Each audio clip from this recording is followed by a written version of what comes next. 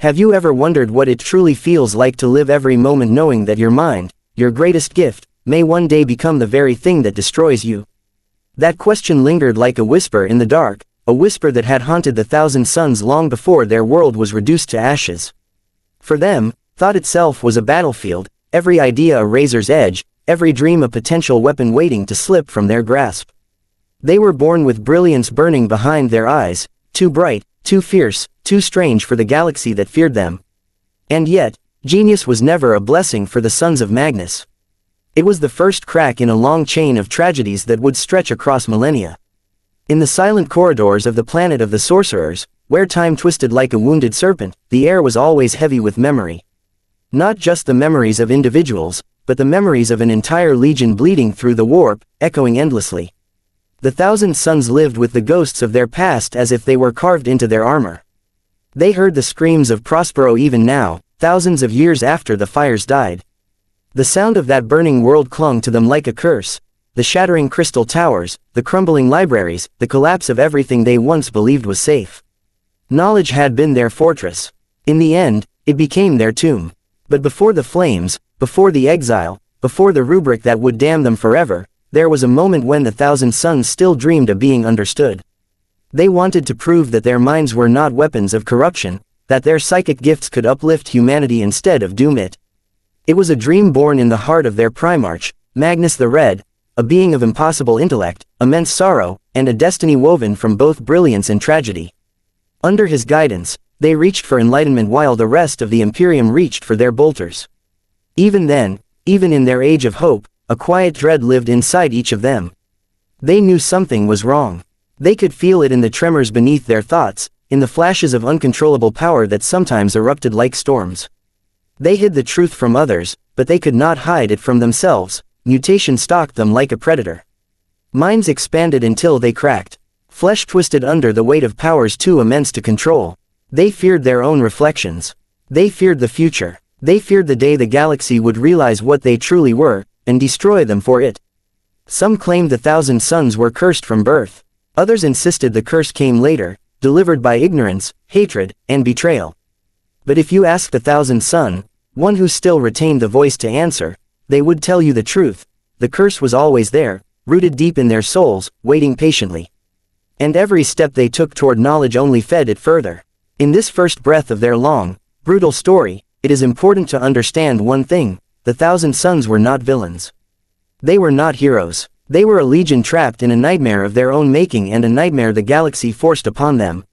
Their lives were shaped by forces no mortal could fully grasp, forces of ambition, fear, loyalty, pride, and the very fabric of the warp itself. And yet, beneath all the tragedy, beneath all the corruption, beneath all the doom, something still flickered inside them. A single ember of hope, fragile and stubborn. It was the hope that maybe, just maybe, their suffering had meaning. That their minds, their power, their endless torment would one day be understood. But hope is dangerous, especially in the grim darkness of the far future, where hope is often the first thing to die. This is where their story truly begins. The thousand suns did not simply become who they were shaped by a lifetime of fear wrapped in brilliance. To understand their brutal existence, one must first understand the impossible foundation upon which their entire legion stood. Every one of them was born different. Not just talented, not just gifted, but cursed with minds that reached too far, too fast, too deep into places humanity was never meant to explore. From the earliest days of the Legion on Terra, their psychic abilities manifested like sparks from a storm, wild and magnificent. Some of the first recruits woke screaming in the night, plagued by visions of worlds they had never seen. Others could hear whispers in empty rooms, whispers that shifted between warning and temptation. A few could move objects without touching them. Fewer still could read thoughts before they were spoken. What should have been a wonder became a weapon of fear. Among ordinary humans, the thousand suns were seen not as defenders but as ticking time bombs. As if their very existence invited disaster. And in a way, it did. Their genius came with a price. Each breakthrough in thought seemed to take a toll on their bodies. Each victory in battle came at the cost of another brother succumbing to mutation. The flesh change, an uncontrollable twisting of form and mind, haunted the Legion like a specter. A warrior who stood proudly beside his brothers one day could within hours, dissolve into a mass of writhing limbs and psychic screams the next. No one ever knew when it would happen. No signs, no warning. Only the unbearable truth that every one of them lived at the edge of a cliff, waiting for the ground beneath them to collapse. They learned very early to hide their fear.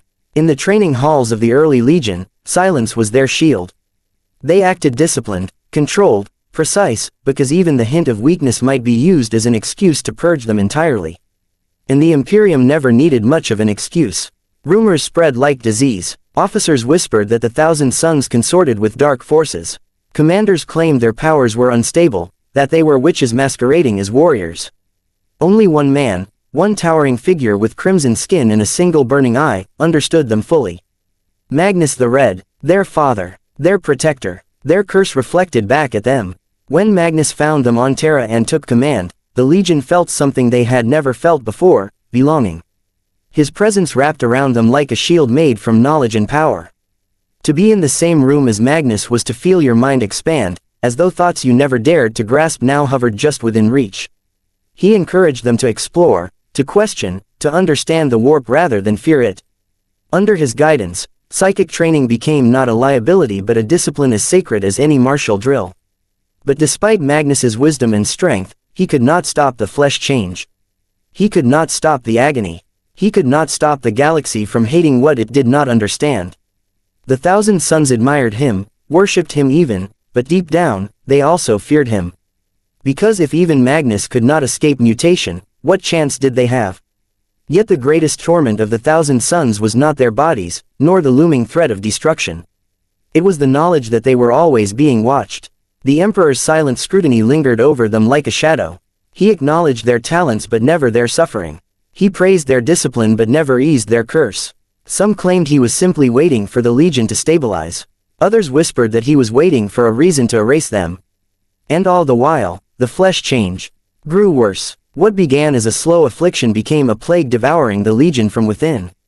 More warriors fell. More brilliance was lost. More minds broke under the weight of power that refused to be tamed.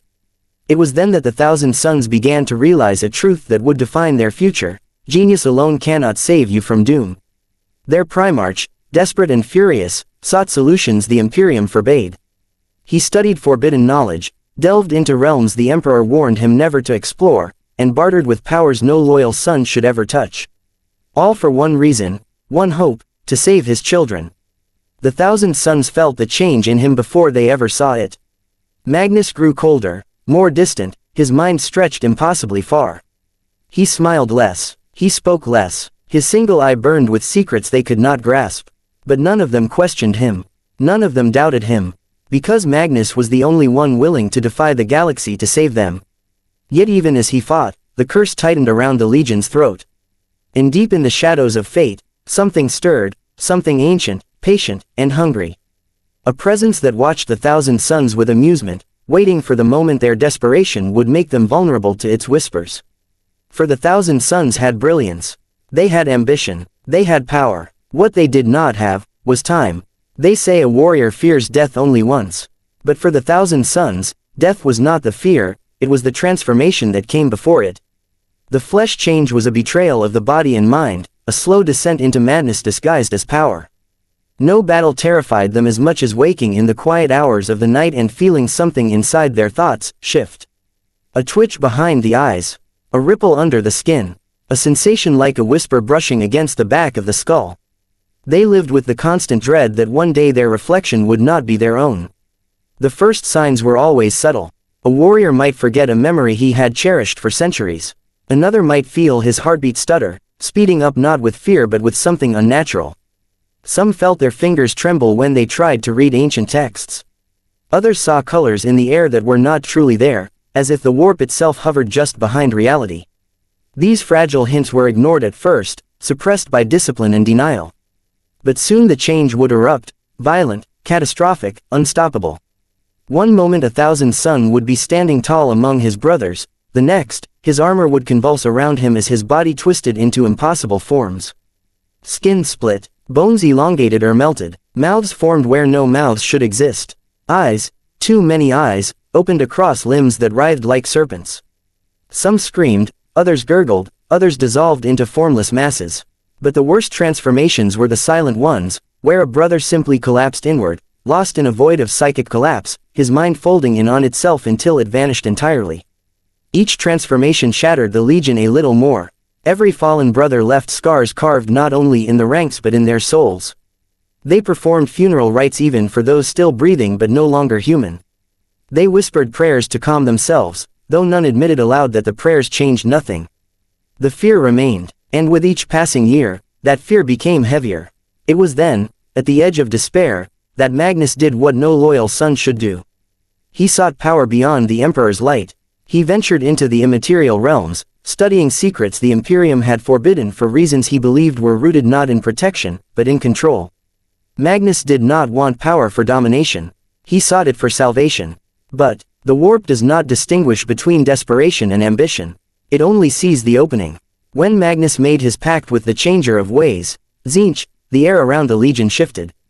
The mutation slowed. The flesh change faded. Warriors who had feared every heartbeat now felt clarity return to their minds. Their bodies ceased their betrayal. Their powers stabilized. For a time, the Thousand Sons were free. Free from agony. Free from fear. Free from the shadow of their own destruction. But freedom bought from the warp is never free. None of them knew what Magnus had sacrificed to save them. None knew what price had been paid behind the veil of reality. But they could feel it in the air, like a silent watchfulness tightening around them. They dreamed of blue fire dancing in the darkness. They heard faint laughter in their meditations, soft, distant, mocking. Some saw feathers drifting through their visions. Others saw the outline of a great avian shape watching them from the corner of their thoughts. Still, they did not question. How could they? Magnus had saved them. He had done what the Emperor, with all his godlike power, refused to do. The Thousand Sons placed their trust in their Primarch as they always had. And Magnus bore the burden alone. What none of them realized was that in saving them, their father had altered the course of history. The moment he accepted forbidden aid, fate shifted, subtle at first, invisible to the naive, but clear to those who understood the warp's hunger. Tzeentch had extended a hand to Magnus not out of mercy, but amusement. A legion of brilliant minds, once teetering on the edge of extinction, now stood firmly in the palm of a god who saw them as nothing more than tools for a grander scheme. From that moment on, the Thousand Sons were no longer simply scholars or warriors. They were pieces on a cosmic gameboard they did not yet see. But even they could sense the tension building. In the warp, which echoed with the future like a distant storm, something was coming for them, something massive, violent, unavoidable. And when it arrived, it would not come for their minds. It would come for their world. The first omen of catastrophe did not come with fire or fury. It came with silence, a deep, unnatural quiet that settled over Prospero like a shroud moments before the storm. The sky, once painted with shimmering auroras of psychic energy, dimmed. The towers of Tizca, magnificent spires of crystalline knowledge, stood unmoving, their beauty suddenly fragile. Even the wind seemed to hold its breath. The Thousand Sons felt it at the same moment, a collective shiver of warning rippling through the Legion. Something immense had stirred the warp, something aimed directly at them. The air thickened with tension. Astropaths screamed in their chambers. Diviners dropped their crystal spheres and staggered back, eyes wide with terror. Some murmured fragments of visions, shattered glimpses of wolves, fire, rage, and betrayal. Even the younger initiates, whose psychic senses were still clumsy, felt the galaxy tilt toward them as if a vast and ancient predator had turned its gaze upon their world. In the Great Pyramid, Magnus sensed it first, not with fear, but with sorrow. He knew what was coming. He had known for longer than he dared admit, because the future had whispered it to him in fractured dreams. His father's judgment was descending upon Prospero. The wolves of Fenris were coming. But whether they came to punish, to save, or to annihilate, that remained uncertain. The Thousand Sons gathered in the libraries, in the training chambers, in the plazas between the glittering towers, each trying to calm the tremor of unease in their thoughts. Their psychic minds reached outward instinctively, searching for clarity, for reassurance, for anything, to explain the dread that coiled around their hearts. Some felt echoes of approaching fury.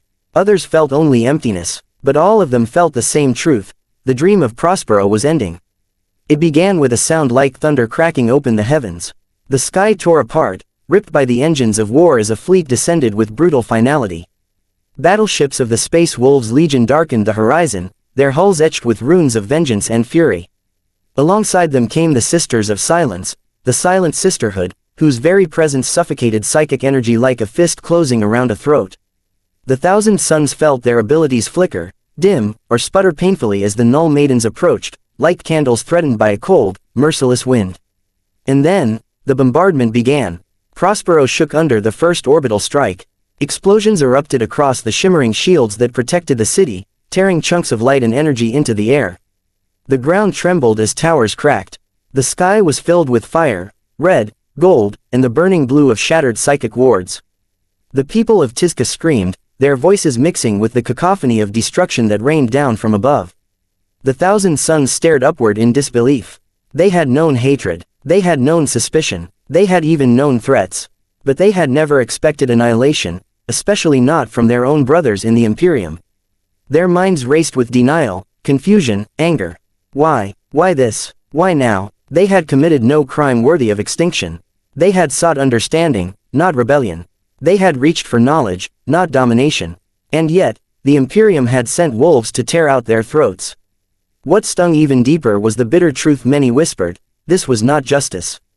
This was fear, and the Imperium feared nothing more than what it could not control. The space wolves made planetfall with volcanic fury. Landers slammed into the burning streets. Drop pods hammered down like meteors. Warriors poured out, massive, roaring, blood-feral sons of Leman Russ. They came not to negotiate. They came to destroy. To them, the Thousand Suns were witches. Abominations. A threat to humanity that needed to be carved out like a tumor, regardless of the cost. The first clashes were brutal. Thousand Suns met the wolves with psychic power and disciplined fire, their minds weaving shields and bending the elements with practiced precision. But the Sisters of Silence pushed forward, and wherever they walked, psychic power died. A Thousand Sun who reached to unleash a psychic bolt found only emptiness in his mind. A warrior who relied on foresight suddenly stumbled blind into a blade. The wolves howled with triumph as the witches became powerless. Prospero descended into chaos. Civilians fled through collapsing streets as firestorms engulfed ancient buildings. Scholars gathered priceless relics, only to watch them burn. Warriors who had spent centuries mastering their minds were forced to fight with bolters, blades, and desperate will. And above it all, Magnus the Red watched, not with anger at first, but with heart-shattering sorrow. He had tried to warn his father. He had tried to save his legion. He had tried to change fate without breaking it. But fate had come for him anyway. Yet even in the face of destruction, some Thousand Suns believed this attack was a test, a final trial to prove their loyalty and discipline. They still held hope that if they fought bravely yet honorably, the Imperium would see reason. They did not yet understand that mercy was no longer part of their future. As the wolves advanced relentlessly and the sky burned brighter, the Thousand Suns realized a truth that crushed them more deeply than any physical blow. They were not being punished. They were being erased. The burning of Prospero had only just begun. At first, the Thousand Suns fought with restraint. Even as their world crumbled around them, even as their libraries burned and their brothers fell screaming beneath the blades of Fenrisian warriors, they clung to discipline like a lifeline. They fired only when necessary. They defended civilians. They tried, desperately, to push back the invaders without damning themselves further in the eyes of the Imperium. They believed, in some naive corner of their hearts, that reason might still prevail. That Leman Russ and his wolves had made a mistake that could be corrected if only they survived long enough to speak. But reason has no place in a war born of fear. The wolves did not fight like brothers seeking answers. They fought like executioners carrying out a sentence long overdue. Their roars echoed across the burning streets, primal and unrestrained. They smashed through walls, tore down statues, and ripped apart psychic wards with sheer physical fury. To them, this wasn't a battle. It was a purge, a sacred hunt against those they believed were born tainted. They made no distinction between sorcerer and scholar, warrior and civilian. If you wore the colors of Prospero, you were marked for death. And yet, the Thousand Suns continued to hold back. Even as they bled, even as they watched their world shatter, even as their restraint cost them lives. It was the civilians who suffered most. Men, women, and children, humans who had never lifted a weapon, who had lived their whole lives among the scholars and warriors of the Legion, were cut down as collateral. Their bodies lay among the ruins of crystalline streets, limbs buried beneath the rubble of once great structures. Their psychic potential, which had once filled Tizca with beauty, now flickered like dying embers. Some cried out for help. Others reached instinctively with their minds for protection, only for the Sisters of Silence to smother their power and leave them helpless. The Thousand Suns tried to shield them, forming barriers with their bodies when their psychic talents were crushed into dormancy by the Silent Sisterhood. They fought with bolters they barely trained with. They took wounds meant for those they had sworn to protect.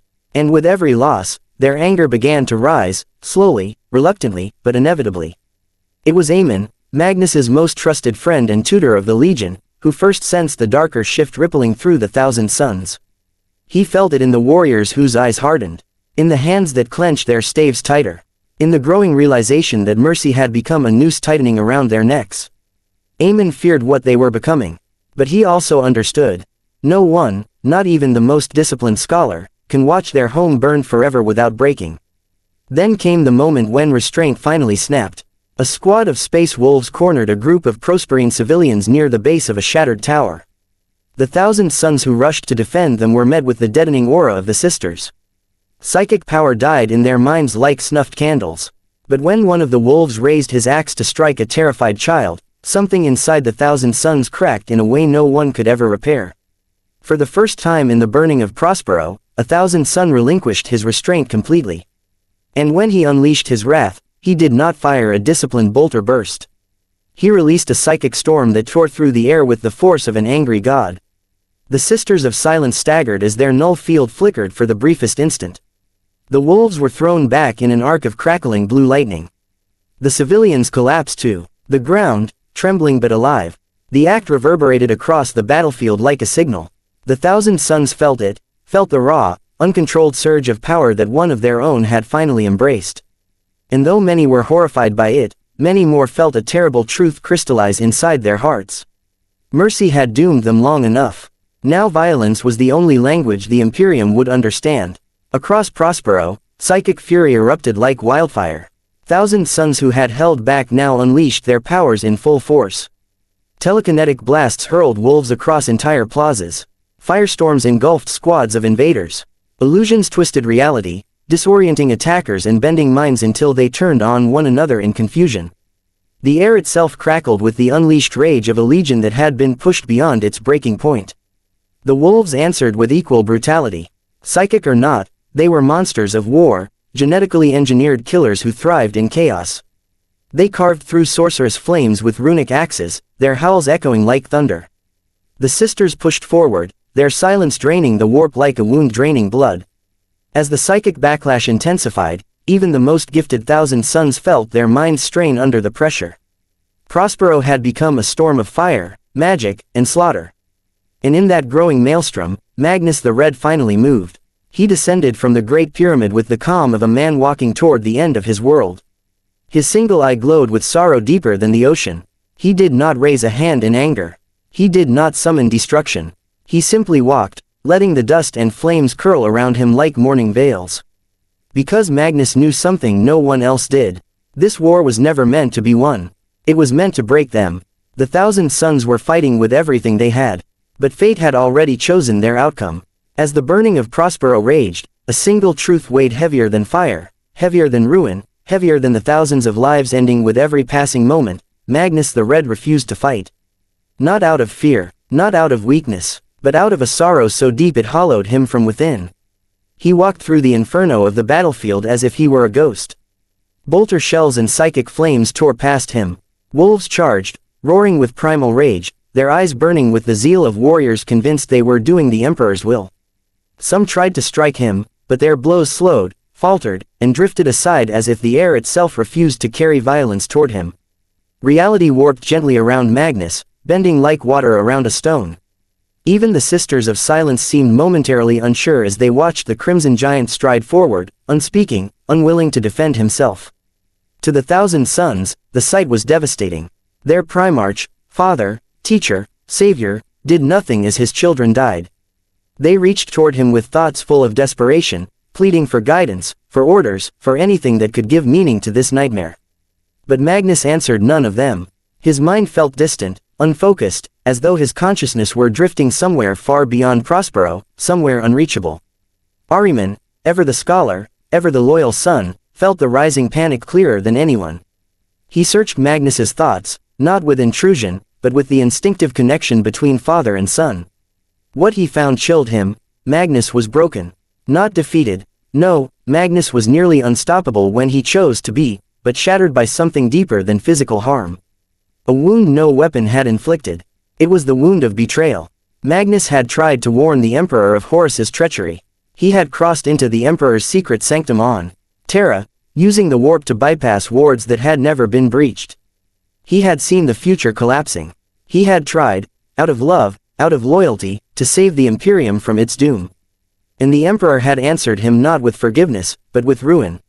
Magnus had not caused Prospero's destruction, but his warning had become the spark that lit the fuse. And when the Emperor realized Magnus had broken his greatest taboo, using forbidden sorcery, he unleashed Leman Russ and the wolves in wrath. What was meant to be a reprimand turned into an execution when Horus whispered lies into the Allfather's ear. And Magnus, broken with guilt, could not bring himself to raise a hand against the brother he believed was acting on their father's will. So Magnus walked into the fire, bearing the blame for a catastrophe he had only tried to prevent. The Thousand Sons did not understand this.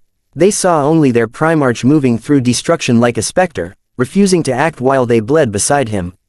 Some felt abandoned, others felt confused, but most felt something dark and terrible rising in their hearts, a sense that they were alone, utterly and irrevocably alone, even with their father among them.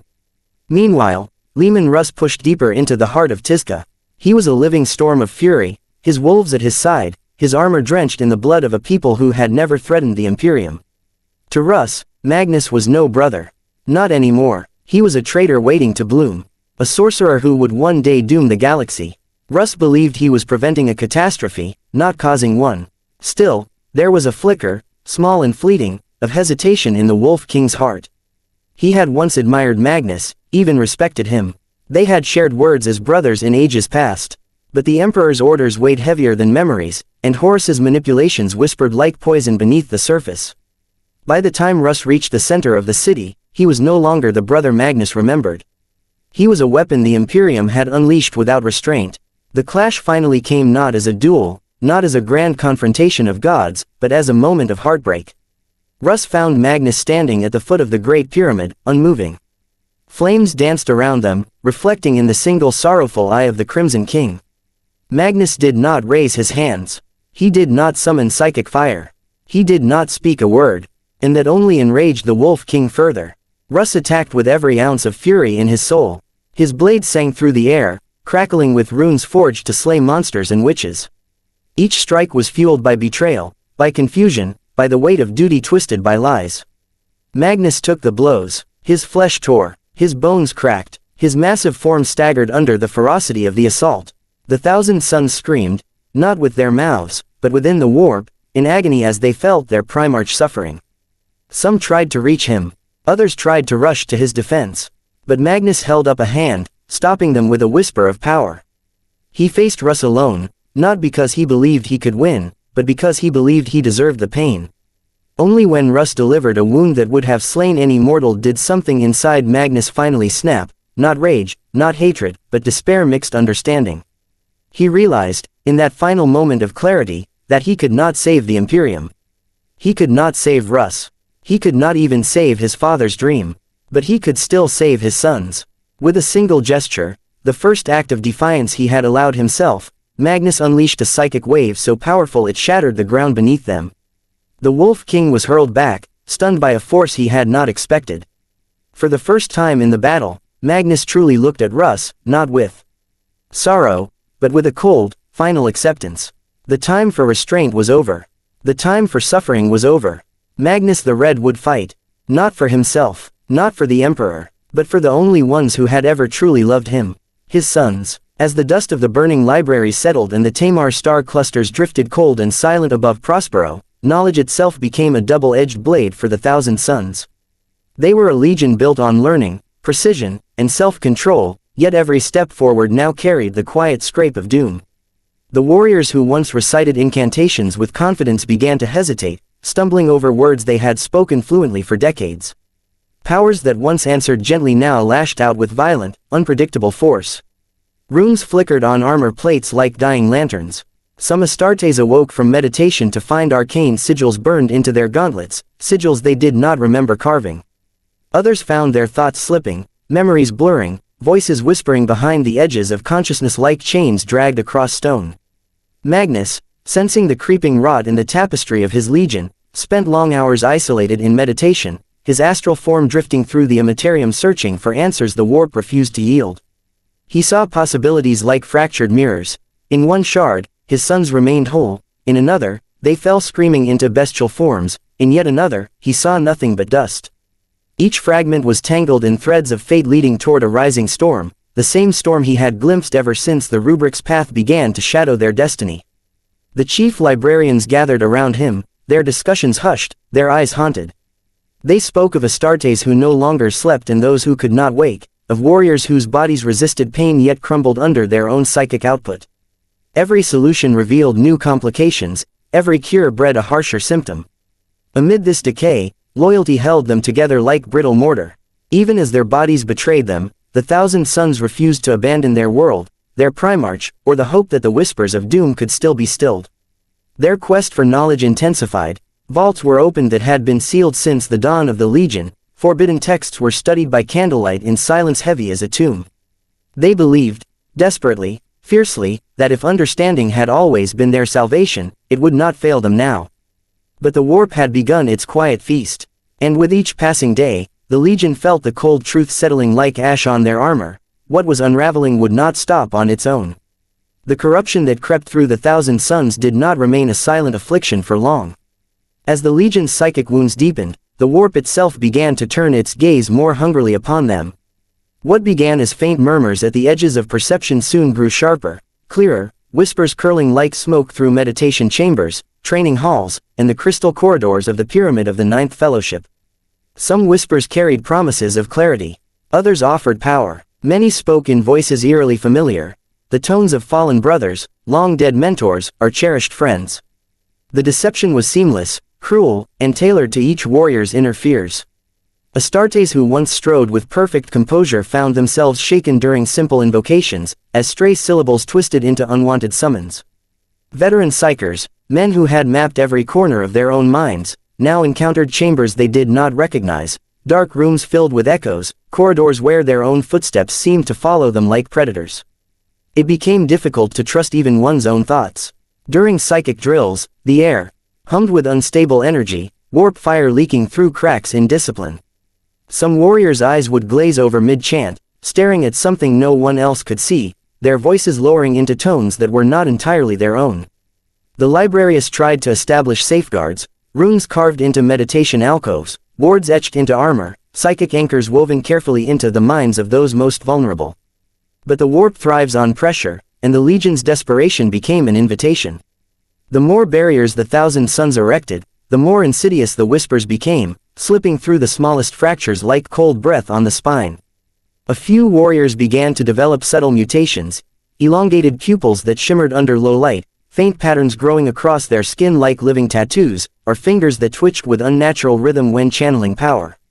These changes were small enough to hide, small enough to ignore, small enough to pretend were temporary. But denial could not smother dread. Magnus felt the growing weight as acutely as any of his sons. He sensed the warp tightening its grip on Prospero like a storm circling a doomed island. Each time he peered into the Imperium, he could feel unseen eyes watching him, patient, amused, waiting.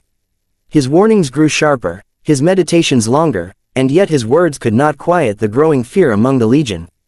The Thousand Sons knew they danced at the edge of something catastrophic. They could feel it in the tremors that ran through their psychic network, in the sudden coldness that seeped into their dreams, in the sensation that their powers were no longer entirely their own to command. Still, they pressed forward. Still, they clung to discipline, to study, to brotherhood. Because to stop now, to surrender to fear, would mean letting the whispers win. And the Thousand Sons had never been a legion that bowed to the dark without a fight. The moment of ultimate betrayal did not arrive with a single strike. It came silently, like frost spreading over a shattered window, inevitable, cold, and irreversible. The Thousand Sons had fought the wolves, battled the Sisters of Silence, and survived firestorms that tore their city apart, but the true devastation awaited in the form of the rubric of Ahriman, a spell conceived in desperation and perfected in the shadow of despair. Ahriman, the chief librarian and one of Magnus's most loyal sons, had studied the warp more intensely than any other. He sought a solution to the Legion's suffering, a way to halt the flesh change that had already claimed too many of his brothers. Countless nights were spent in meditation, in ritual, and in communion with forces the Emperor forbade. He drew on every forbidden text, every hidden incantation, every arcane secret he could uncover, all in the hope of granting his brothers permanence, stability, and relief. But the warp does not yield without a cost, and what it offers is never pure. The rubric was cast not with malice, but with desperation. A spell meant to anchor the minds of the Thousand Sons, to freeze their mutation, and to protect them from the slow death gnawing at their bodies. Yet the warp is a jealous teacher. When the spell took hold, the flesh of thousands of Astartes became still, their forms frozen as if encased in crystal. Their armor fused to their bodies, their weapons became part of their hands, and their eyes burned with an eternal, empty blue light. Where once lived a soul, a consciousness of brilliance and cunning, now remained only a psychic echo, trapped in the amber prison of the warp. The horror of the rubric was not immediately apparent to all. Many who survived initially believed their brothers had been saved, their mutation arrested. But as days passed, the truth revealed itself in silence. The warriors they had fought beside for centuries were no longer truly alive. Their minds drifted in a void, unable to act, to speak, to feel, consciousness locked behind an unbreachable barrier, their only existence the twitching of fingers and the hum of bolters they could no longer control. The Thousand Sons mourned, though they had no words left to express it. Even Magnus, whose heart had endured centuries of despair, could not reconcile the beauty and tragedy of what had happened. A legion built on knowledge, on the pursuit of understanding, had become an army of silent sentinels. Their minds, once brilliant, inventive, and fiercely loyal, were now echoes in the dark, forced to endure eternity in quiet torment. Yet the rubric was not the end. For those who remained alive, the spell became both a curse and a weapon. Their powers, amplified and focused, burned with an intensity that the Legion had never known. But the brilliance came at a cost. They were forever reminded of what they had lost. Every psychic incantation, every conjured flame, every manipulation of the warp carried the memory of their dead brothers, frozen yet aware, an unending echo of grief and failure.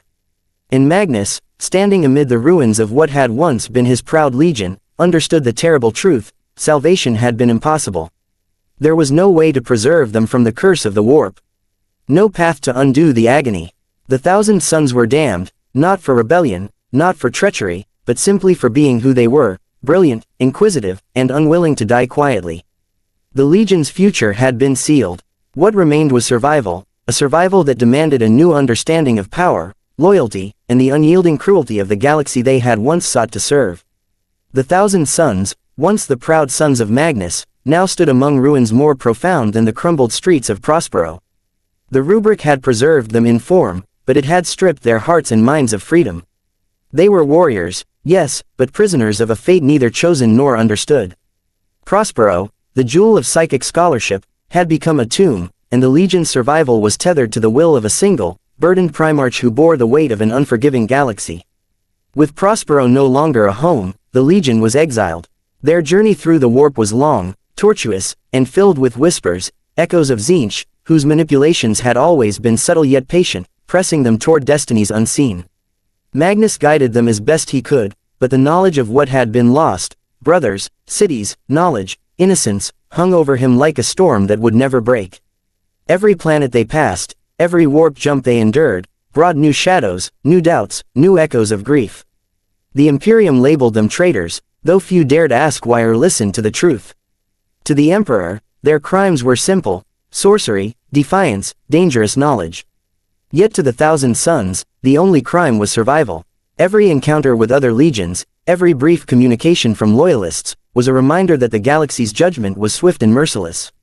Even allies became wary, even friends whispered behind armored hands. The Thousand Sons understood. They were no longer sons of the Imperium, they were exiles, haunted by the memory of Prospero, feared for the power they could no longer entirely control, and destined to drift in the void until fate decided otherwise. During this exile, Magnus endeavored to maintain order, to preserve whatever fragment of unity remained among his sons. He spoke often of the past, not to relive it, but to bind the Legion together through memory. He reminded them of what they had once achieved, what knowledge they had gathered, and what brilliance still lived within them. Yet with every word, every lesson, every meditation, the echoes of the Rubric brothers reminded them of loss, of permanence denied, of lives sacrificed to the cruel logic of survival. Exile hardened the Thousand Sons. Their powers grew, refined under necessity and pain. Their discipline became ritual, their rituals became shields, and yet their hearts remained heavy. No act of valor could erase the memory of Prospero's destruction. No victory could justify the thousands of voices silenced by the Rubric. Their minds expanded into realms forbidden even to their own understanding, and with each foray into the warp, the Legion became less like humans and more like beings shaped by the currents of chaos itself. Even in this wandering, even in this shadowed limbo, one truth remained clear: the Thousand Sons would endure. They were bound together not only by duty but by shared suffering, by knowledge that had become as much a weapon as their psychic might. The galaxy may have branded them traitors, the Emperor may have turned away, and the Imperium may have forgotten them, but the Thousand Sons survived. They survived because they had no other choice, because their minds could not rest, because their curse had made them eternal students of a universe that had forsaken them. And as they drifted, carried by the tides of the warp, whispers of destiny began to swirl, portents of wars yet to come, promises of revenge, and the ever-present shadow of Tzeentch, watching, waiting, weaving them ever deeper into his intricate web. The Thousand Sons had become something more than soldiers or scholars. They had become a storm incarnate, brilliant and terrible, patient and cunning, destined to shape history in ways that even Magnus could scarcely predict. The exile was not the end. It was the beginning of a new, darker chapter, one where the shadows themselves became allies, and the only certainty was the brutal life that awaited every son of the Crimson Primarch. Centuries passed, and the Thousand Sons drifted through the warp like embers carried by an endless storm. Their exile had hardened them into something the galaxy could not understand, a legion neither fully human nor fully demonic, bound together by suffering, loyalty, and the unbreakable will of Magnus the Red. The fires of Prospero, the agony of the Rubric, the betrayal of brothers in the Imperium, all of it had forged them into a force that was terrifying, brilliant, and eternal. Magnus walked among his sons, his towering form casting a crimson shadow, his single eye reflecting both sorrow and determination. He knew that the galaxy would always fear them. He knew the Imperium would never forgive them. But he also knew that the Thousand Sons were more than victims of circumstance, they were survivors. They had endured what no other legion could, and they carried with them knowledge, power, and wisdom no one could take away. Every Rubric brother, every living psychic, every fragment of Prospero's lost glory became a testament to their resilience. And yet, survival was not enough. In the silence of the warp, Magnus and his legion learned patience, subtlety, and cunning. They did not seek the Imperium's forgiveness. They did not wait for mercy. They shaped their own fate, weaving their path through the stars with quiet, relentless intelligence. Where others relied on armies or empires, the Thousand Sons relied on the mind, the one thing the galaxy had tried to punish them for. In their exile, they became something greater than soldiers, scholars of war, masters of the warp, and architects of destiny. Even so, the shadows of their past never left them. The screams of Prospero echoed in dreams, the empty eyes of the Rubric brothers haunted their thoughts, and the betrayal of the Emperor lingered like a wound that would never fully heal. But the Thousand Sons did not bow to grief, they transformed it into power. Every tragedy became a lesson. Every loss became a weapon. Every curse became a tool. In their suffering, they found strength. In their exile, they found freedom. The story of the Thousand Sons is not one of simple victory or defeat. It is a story of endurance, of brilliance forced into survival, of minds pushed to the edge of both genius and madness. They are a legion defined by the cruelty of fate, yet also by the brilliance of will. They are a warning, a lesson, a force that the galaxy will never forget. And so they endure. Through millennia, across the dark expanse of the cosmos, the Thousand Sons continue their brutal, magnificent life, masters of their minds, prisoners of the warp, and eternal students of a universe that has never been kind to those who think too deeply, feel too much, or dare to be more than mere tools of war. For in the grim darkness of the far future, where there is only war, the Thousand Sons endure, not for glory, not for humanity, not for the Imperium, but for themselves, their knowledge, and the memory of everything they have lost. And perhaps, in the end, that is the greatest power of all. With that said, Thanks for watching and until next time.